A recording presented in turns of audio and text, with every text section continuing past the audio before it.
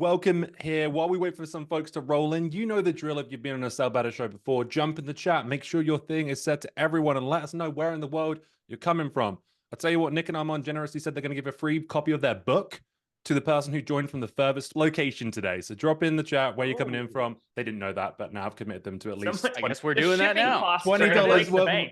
Australian shipping is really expensive, gents. Sorry for not giving you a heads up on that. Today, folks, we're talking about cold calling. We're going to be chatting through how to get people to pick up your cold calls, what to say when they pick up, and then also some ways you can handle some objections that you're inevitably going to get along the way.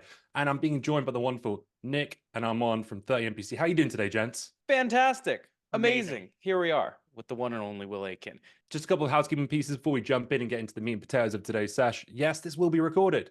All the recordings of Sellbetter shows live on sellbetter.xyz, so go check that out if you want to come back and take notes. You can also check out our upcoming shows there, so be sure to check those out. We've got some blinders on the way.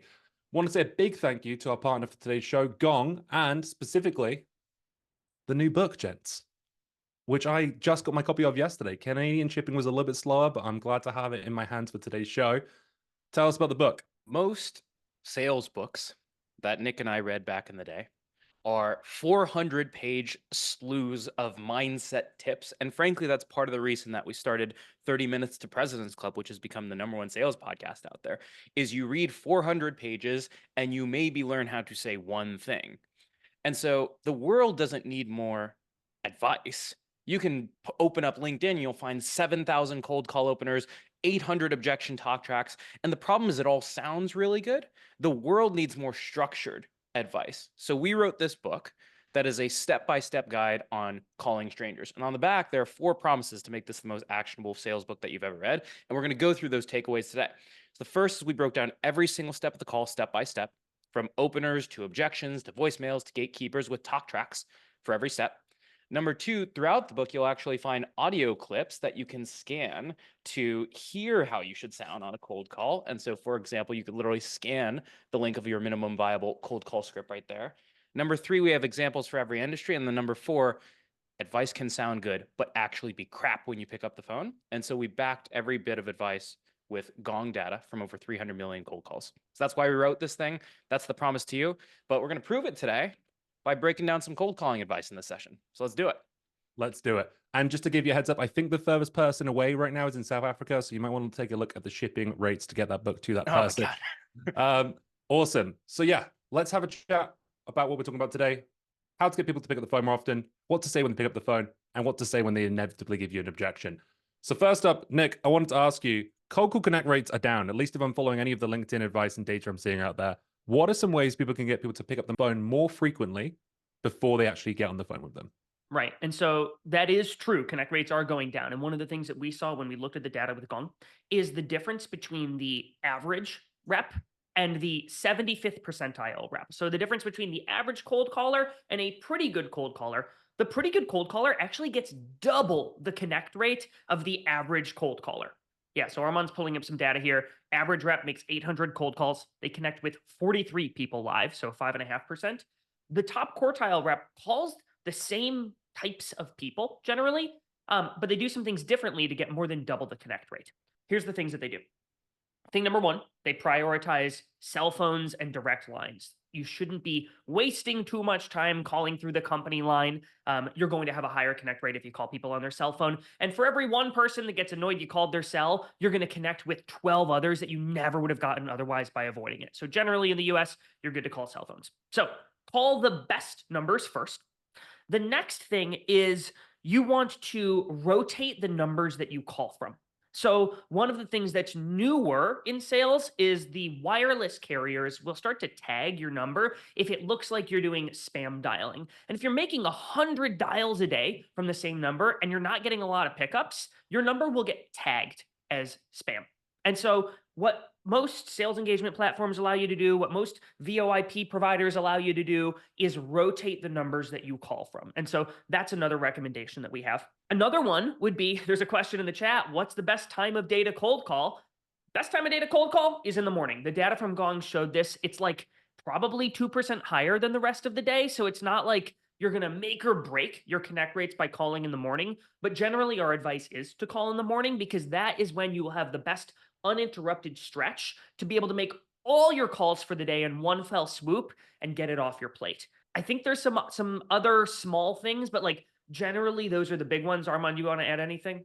The number one thing that I would recommend everyone do is color code your dials.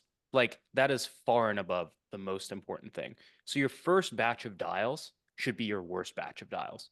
And the reason for that is if you get 100 phone numbers, you're going to call every single one of them and 40 of them are going to be bad. And if you make that mistake again, your connect rate will stay crappy, very bad. And so the way you do that is you have a number that starts where you don't know if it's good. That means it's color coded as blank. In other words, no color. From there, if you get a busy line, it's confirmed busy, like fax tones, all that nonsense. You mark that as red. From there, you have the confirmed green ones. And the confirmed green ones are the ones where you literally hear the person's voicemail and it's like their name. And then you have the yellow bucket. The yellow bucket is anything else where you're not entirely sure. So for example, if it rings once and then goes to voicemail, it could be a bad number, but you're not sure. So call it again when it's a yellow number. Yeah. And if you get that same ring once goes to voicemail, turn that yellow into a red. And so that way you only dial bad numbers one time. Right. Absolutely love that. Well, we call this marking your tracks, where you're basically leaving yourself notes in your CRM or sales engagement platform as a way to, over time, you start to build up a knowledge base of the best numbers for you to call in your database. And so, yeah, in the beginning, it's going to be inefficient, but over time, you become more and more efficient, effective, higher connect rates, as you call. Absolutely love that, gents. The one thing I don't love it for is when I'm trying to fudge my KPIs and I'm trying to buzz through a bunch of ones that I know go to voicemail, right? So that's the one side that don't do that, folks. You will get fired. Trust me. I've got other thing. Let's say, so to recap real quick, call mobile numbers where available, direct, use a data source that gets them for you. There's plenty out there. Always prioritize mobile numbers. Call in the mornings. It's not going to make a huge difference, but your energy level is going to be better. So you're probably going to be making better calls anyway. And then make sure you're rotating the number that you're calling from so your number doesn't get flagged as one of those scam, spam, likely risk numbers when you call someone. Great test you can do is just call yourself on that. That can be an easy way to get a read on that. Armand, what happens though when someone doesn't pick up the phone and you get one of those voicemails? A lot of people tell me voicemails are a waste of time. What's your thoughts on this? Yeah, so there are 3 reasons why people cite that voicemails are not worth it. So throw it in the chat. Put a 1 in the chat if you believe that voicemails are worth it. Put a 2 in the chat if you'd rather spend that time cold calling instead of leaving voicemails, or I don't know, maybe you're a social selling type or something like that. I see a lot of ones. It looks, see, now the 2s are coming in there. So here's a sneak peek. We're doing a live book summary tomorrow. I'm going to share some data real quick. And the 3 major reasons that people tend to not want to leave voicemails are as follows. So number 1, people never call back. Like, I could say put a 1 in the chat if you've gotten a call back from a voicemail and put a 2 if you haven't. I bet that would be mostly 2s. 4 weeks. Right? I've gotten a call back and like inevitably you don't even know who it is. So they call you back and they're like, "Hi, who's this?" And you're like, "It's Armand. Who's this?" The panic doesn't work. So that's number 1. Number 2, they take a lot of time. And then number 3, they actually drop your connect rate by 28%. So if someone sees your number, you dial it again, because they've seen your number, your connect rate goes down. And so that's really bad. But they double your email reply rate. So the way that we recommend leaving voicemails is number 1, you don't ask for a callback, you direct them to the email. Number 2, you only leave 2 because data shows that email reply rates will spike around 1 to 2 voicemails. After that, it's not necessary anymore. And then number 3, as you leave voicemails, you rotate your phone number, which most sales engagement platforms will allow you to do. And that allows you to capture the benefit of the email replies without the drawbacks of the connect rate dropping. Being blocked. I absolutely love that. So this flows really nicely. If you're doing a sequence, it's going to, all these steps start to point to each other, you're improving the effectiveness of them. So you leaving a voicemail every single time. And what does that, I'll tell you what, I'll ask the first question. So if you're not asking for a callback, what are you going to say in that voicemail instead? So if we're not asking for a callback, there are 3 things. Number 1, I need to get them to sit up at the beginning of the voicemail. Number 2, I need to tell them what to do instead. And then number 3, I need to incentivize them to reply. So listen to how this is going to sound. I used to sell insurance to partners of law firms in downtown LA. And so if Nick was a partner at the DLA Piper Law Office in downtown LA, my voicemail is going to sound like this. Hey, Nick. Yeah, we work with a few other DLA Piper partners in the downtown LA office. No need to call me back. I'm literally about to hit send on an email. Just so we don't play phone tag anymore, would you mind replying and letting me know if it's even moderately interesting? It'll come from Armand at Northwestern. Cheers. So notice what I did. Number one, I led with the fact that I work with other partners in your office. That gets you to sit up, right? I'm not saying this is Armand Farrokh from Northwestern Mutual. The moment you see that click, there's no pitch in there. Okay. I'm leading with the context of how I work with other people like Nick or something about him. From there, I say, no need to call me back. I'm going to send you an email just so we don't play phone tag, aka I'm going to cold call you again. Would you mind replying to that email there? Leave the pitch for the email where you've done this long form personalization and all that other stuff. That's your first voicemail. Okay, you said first voicemail. You asked the question, do you leave one every time? The answer is you don't. The next voicemail should be your last voicemail. The Gong data showed that there's a diminishing return to continuing to leave them over time. Absolutely. Armand, you can give the next voicemail script if you'd like. So the next voicemail, you're just going to add social proof. So there's this is similar to our approach when we talk about handling gatekeepers, where you want to give them as little information as you need to get a reply or get passed through to the person. So for example, a lot of people will introduce themselves, the company, their name, their pitch, all this stuff, and you're actually giving people more reasons to reject you. All I need to do is get this person to look at their email. Yeah. But if context only didn't work the first time, I'm going to tease out a little bit more. So here's how that sounds. I'm going to say like, hey, Nick, we work with a few other partners in the DLA Piper office in LA. We help them with things like their tax planning, their investments, amongst other things. I'm going to be honest, I'm sure you have all that stuff taken care of, but I'm going to press send on an email and I'm going to give you a sense of how we're helping folks like them. Just so I know if it makes sense to reach out again or not, would you mind taking a look at that and letting me know if it's even moderately interesting? It'll come from Armand at Northwestern. Cheers. So all I did is I basically said, this is how I'm working with folks like them. I'm going to send an email that gives you a sense of what I'm working on with them. Yeah. Could you reply to see whether or not it even makes sense for me to call you back? I love that. I also love that because most prospects really find cold calls sometimes uncomfortable, right? So you're giving them an out of not getting another call by letting them respond to an email, which is often where prospects would rather tell you yes or no if they had the option. So I love that. You're making it more real. You're making your emails seem less automated. That's awesome. There is a question in the chat, and I want to move on a little bit to what you actually say if they do pick up. So Tom asked in the chat here, how do you not sound salesy when you do get someone on the phone? So let's say someone does pick up. You don't have to leave a voicemail. What are you going to say? And I know you two have slightly different approaches in this. So I'm going to ask you first, Nick. What are you going to open with when someone does inevitably pick up? Right. So the thing you got to realize is that 99% of the cold calls that your prospect gets come from pretty crummy telemarketers. They come from people who are just ripping dials through a list and they're pitching extended car warranties or these like loan forgiveness packages to literally anybody who will pick up the phone.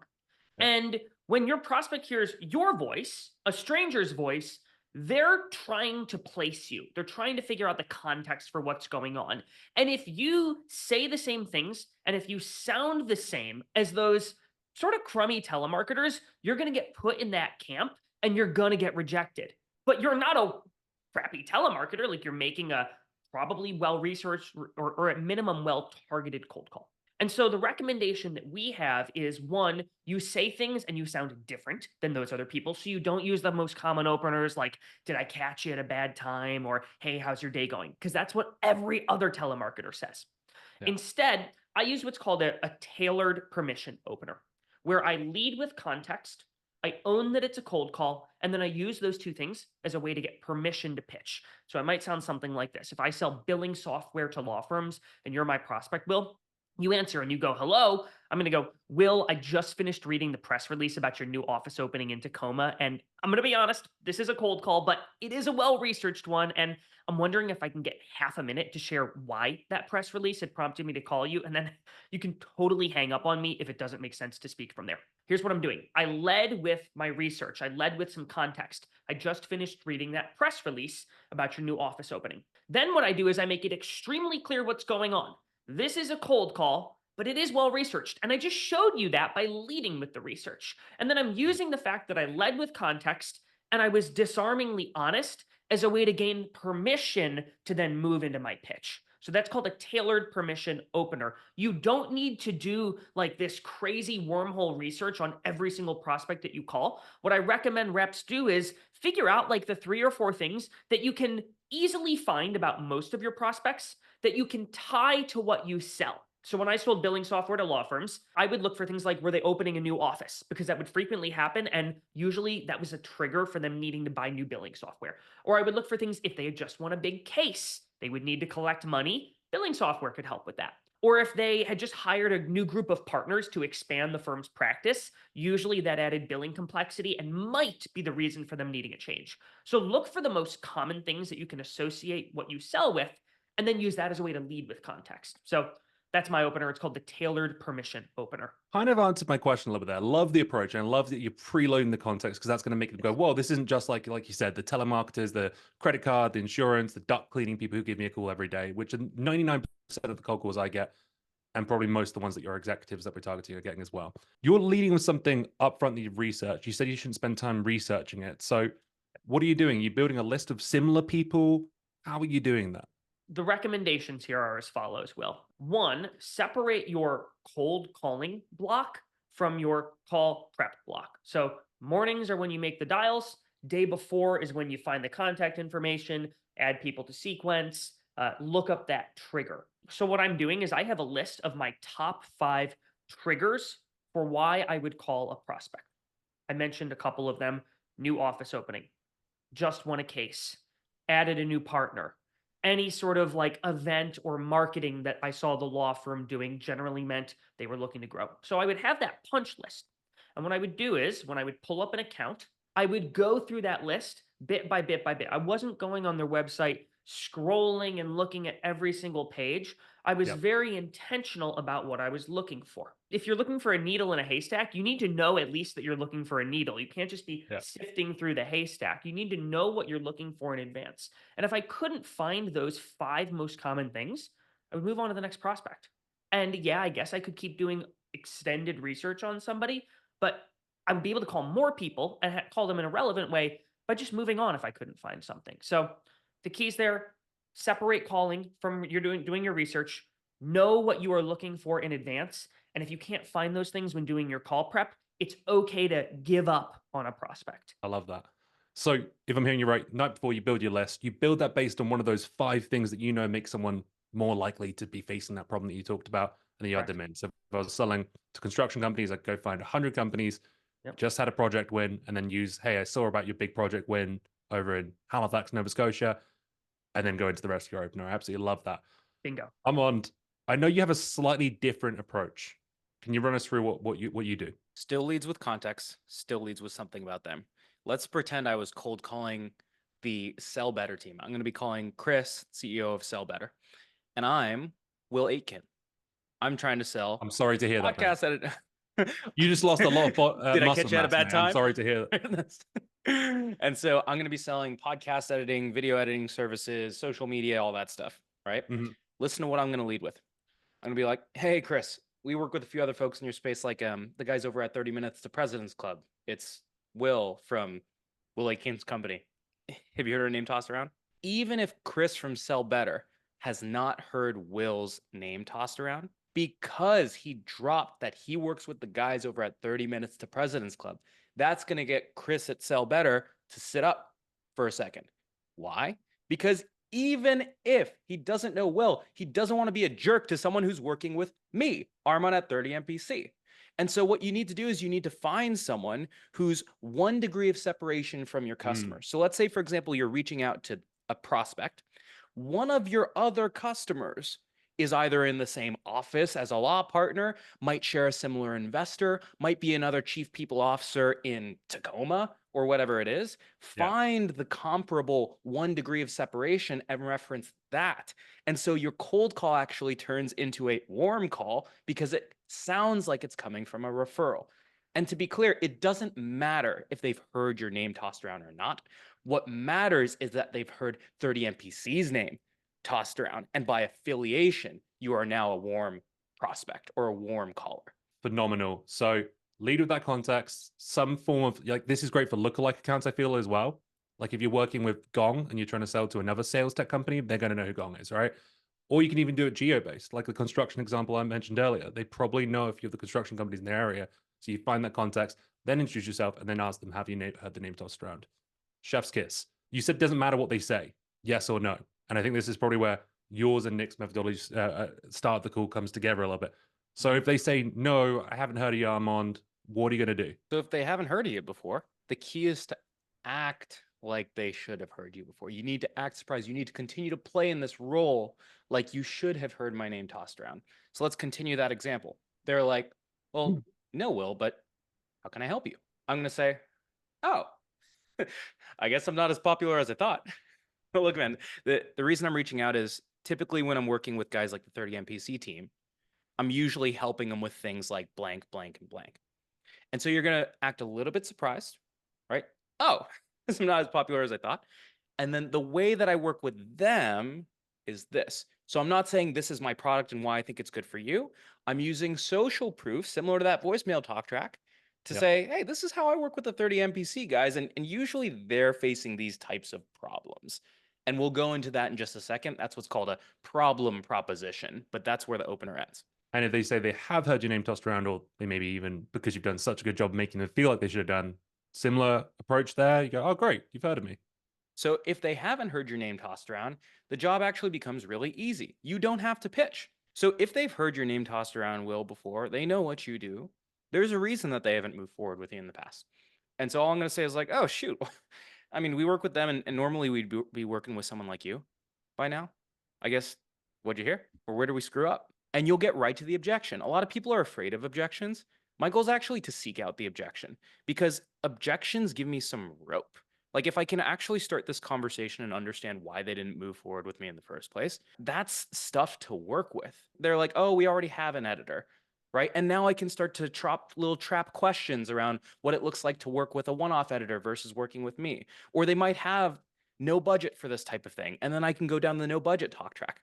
But if I just pitch the same thing that they've already heard before, they're just going to be frustrated and kick away because they're like, no, stop trying to sell me. I love that. Those are your openers, and then you get into the problem proposition. I want us to take a little pit stop before we get into like the problem prop, and then maybe talk about how to handle a few objections, because we've got some great questions in here.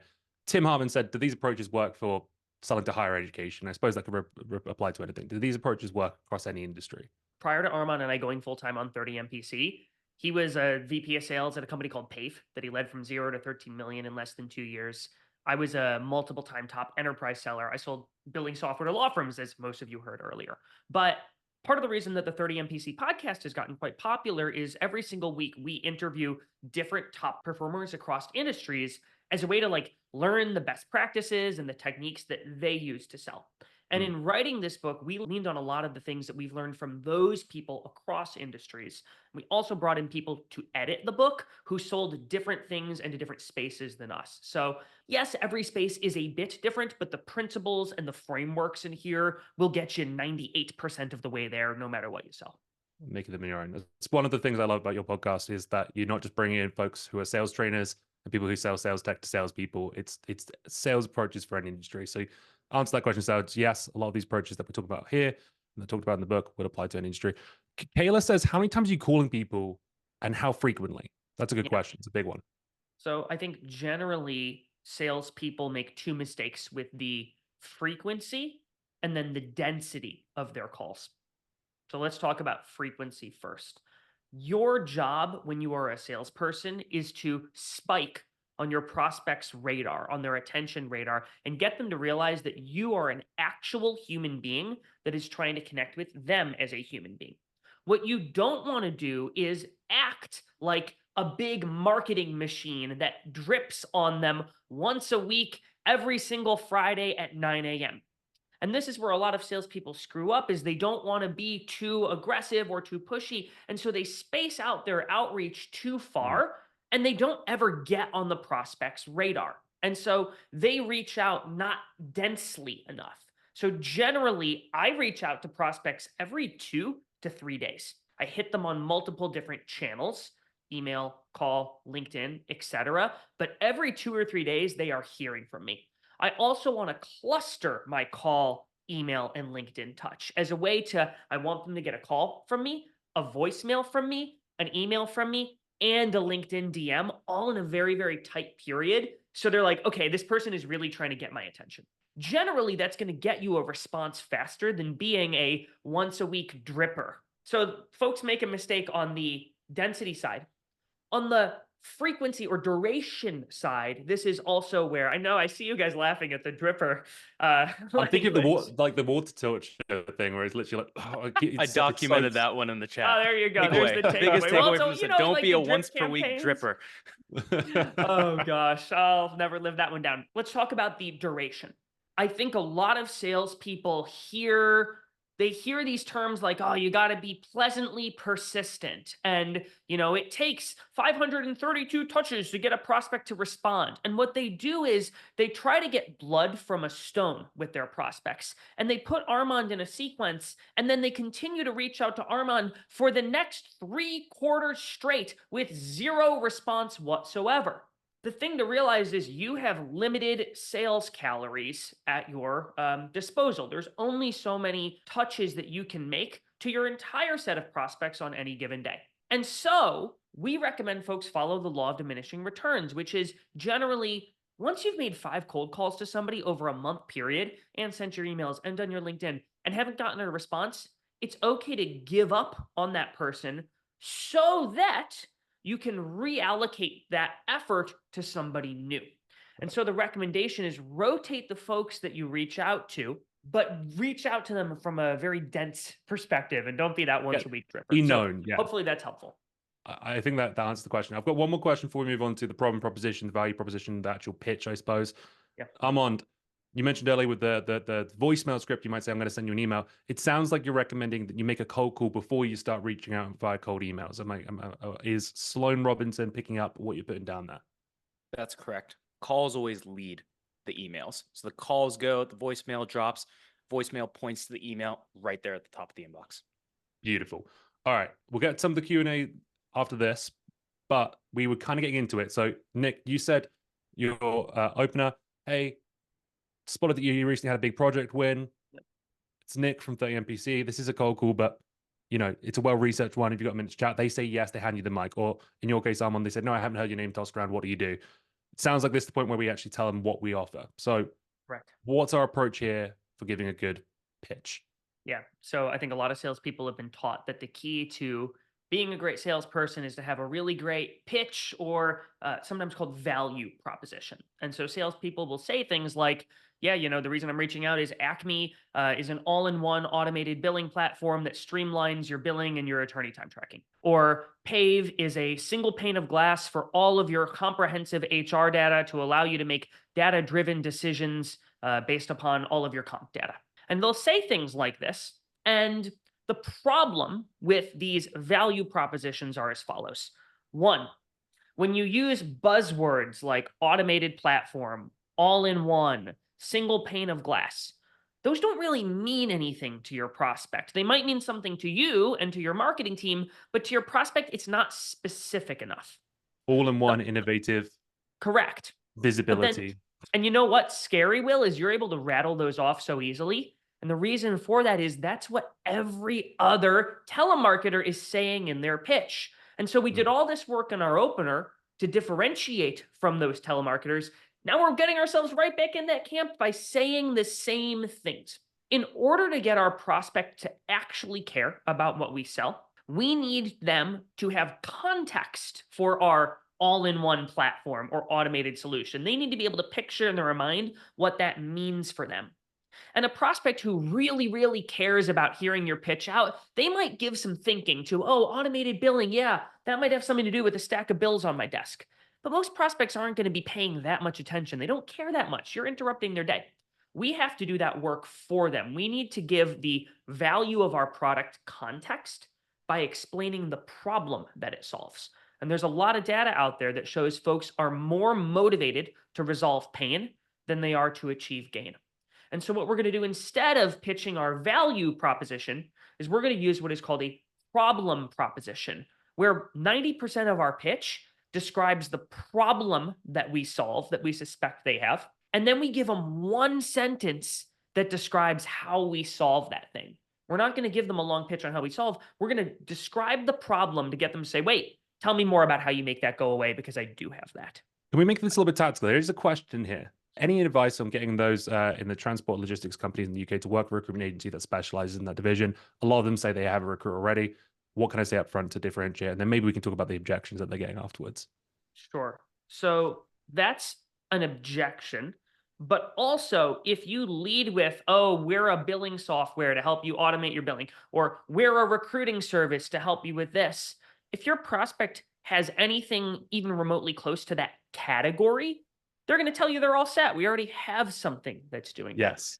Instead, we need to go to the problem. And so if I'm a recruiter, I've never been a recruiter, and so I might get this kind of wrong. I might say something like, look, the reason that I called you is, we work with a bunch of different chief people officers in Tacoma. And one of the things that we hear from them is that it's really, really hard for them to staff experienced engineering talent. And I saw that you all have a new product that you're building right now. It looks like I read some of the stuff on your website, and my guess is you're looking to bring some of those folks aboard who can help build the code for that. And look, I'm calling you totally out of the blue, but we work with a number of folks who are looking to add experienced engineering talent. And I'm wondering if you might be open to talking more when I'm not totally cold calling you out of the blue. So I totally For a non-recruiter, that was very good. Yeah. So you lead with a problem about what they're doing, and then you share maybe like a little bit of social proof. Okay, we work with these companies to solve that by doing that, but you're not going into all the depths of exactly how you help it. So I have a better example of something I actually know. Part of the area where people get this wrong is they don't get specific enough. You need to get extremely, extremely specific. Describe the persona that you work with. Describe the scenery of the problem. Describe the annoyances of the problem. So when I sold billing software, my pitch would sound something like, look, the reason that I called you, Will, is I talked to a number of CFOs of insurance defense law firms. And one of the things they share with me is that it's really, really frustrating to have to deal with all of those deductions, rejections, and appeals that you get on the bills you send to your insurance carrier clients right after you win a big case. And we work with about 300 different law firms to help them cut down on those things by validating your bills before you send them out. I guess I'm wondering if you might be open to learning more when I'm not cold calling you out of the blue. So I'm trying to describe mostly the problem and then a tiny tidbit on the solution. So that's probably a better example than the recruiter one, which I've never sold and I sort of just made up out of the blue there. Right. So the places to hear these, like when you talk to customers, the big problems they have before you come in, layer those in there, get someone to self-select a little bit. Share the framework there. I'm conscious of time, and we said we're going to talk about objections, right? So I've got a couple of questions for you right here. What if someone hangs up on you? Because if you halfway through that, what Nick was just saying, or maybe even right after you open it, because they're like, oh, it's a sales call, bye. Nick, you want to take it? Yeah, I'll take it. He wrote this section of the book. Okay. He gets hung up on the most. That's what I'm hearing. I do get hung up on he has the a lot of most. experience with this. So Armand's he doesn't opening have works a little bit better if you needed some... Okay, so here's what not to do, which everybody on LinkedIn says. Everybody on LinkedIn says you get hung up on, just call them back and say, hey, Will, I think we got disconnected. Can I get to my pitch? The prospect just hung up on you. Like, you're only going to tick them off more. You're going to get marked as spam. They're going to contact your CEO. Don't call that person right after they hung up on you. Instead, what you're actually going to do is you're going to use whatever they said right before they hung up as a reason to call them back in the future. You're actually going to incorporate it into your opener. So I say, we're good. Beep. Exactly. Yeah. Here's a good example from the book. So I cold call you, Will, and I'm like, hey, Will, I just finished reading about the office opening in Tacoma. Can I get half a minute? And you go, Nick, I can't talk right now. I'm crazy busy preparing for a big meeting. Click. I'm going to write down 3 things. What you said, the date, and the time that we spoke. And I'm going to call you back a week later, and I'm going to say, Will, you and I last spoke on August 13th around 9:30 in the morning. And at the time, you told me you couldn't talk because you were crazy busy preparing for a big meeting, and you admittedly hung up on me.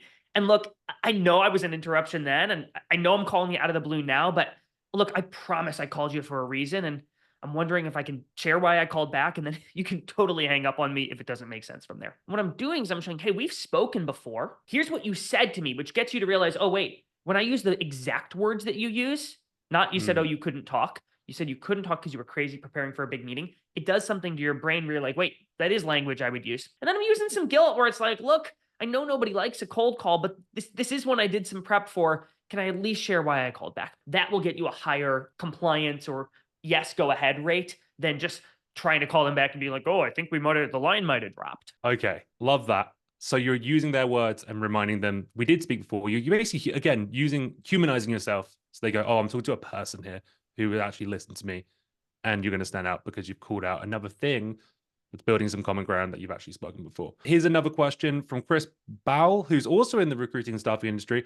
A lot of people feel like all staffing companies are the same and they've already got providers in place. So this sounds like an objection, like we've already got a solution. We've already got a provider. What do we do if someone says that after we've given our problem proposition? So the key to all competitors and existing solutions is you have to find the one thing you do differently that other people suck at. And you need to ask them a question that gets them to think about that. So I'll give you an example. And again, this is off the cuff. So let's see if I can actually do this.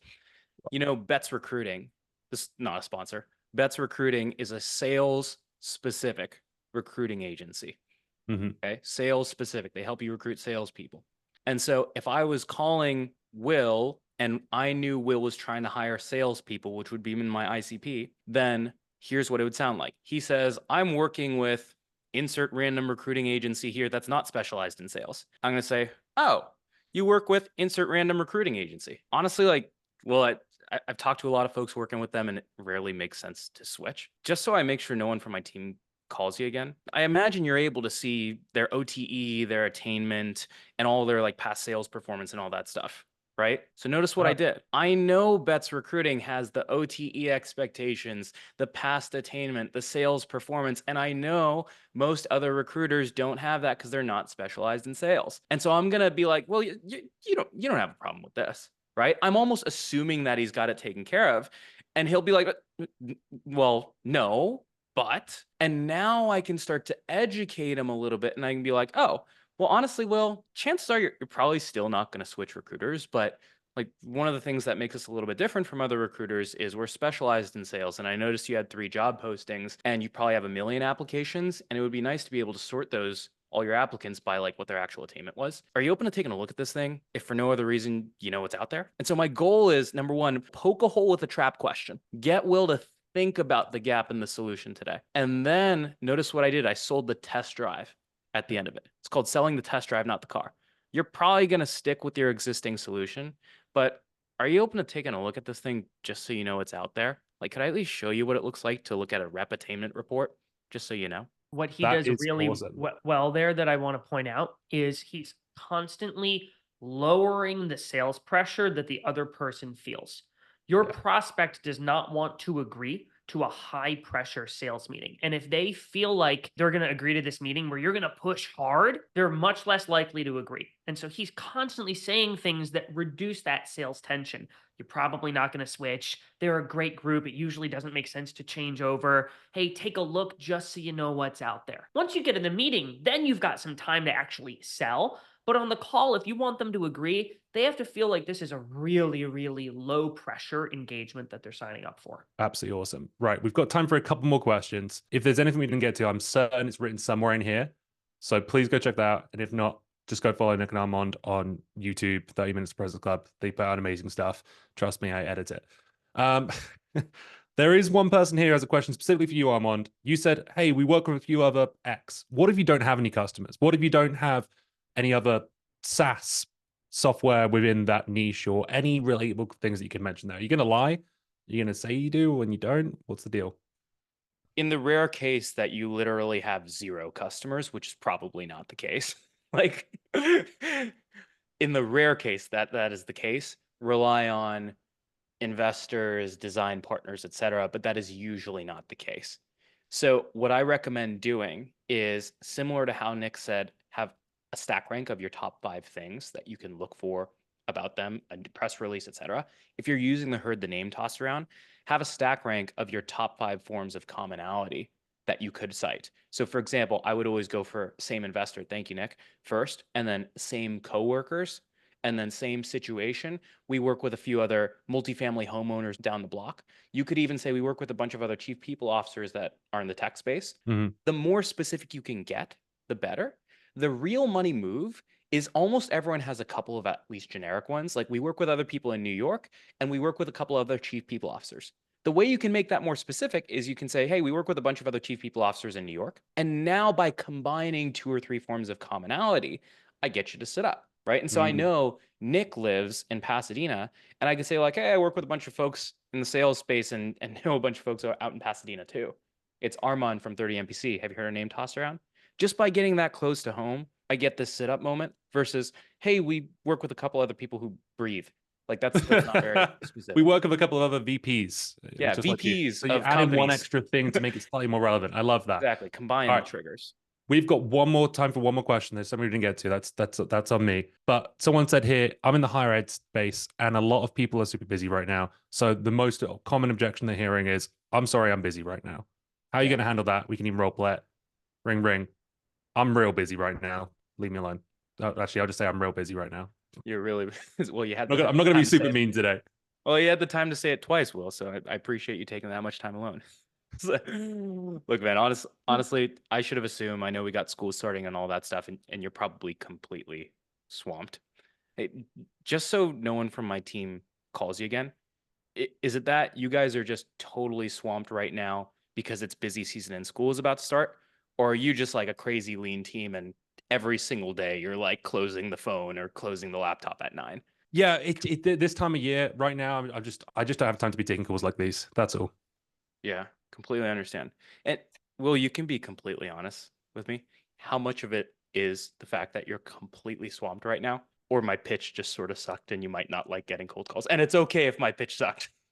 Look, there are a million different ed tech companies trying to call me, so it's a little bit of both. I'll be honest. I am busy, but I'm probably Yeah. not interested in whatever you're selling. For sure.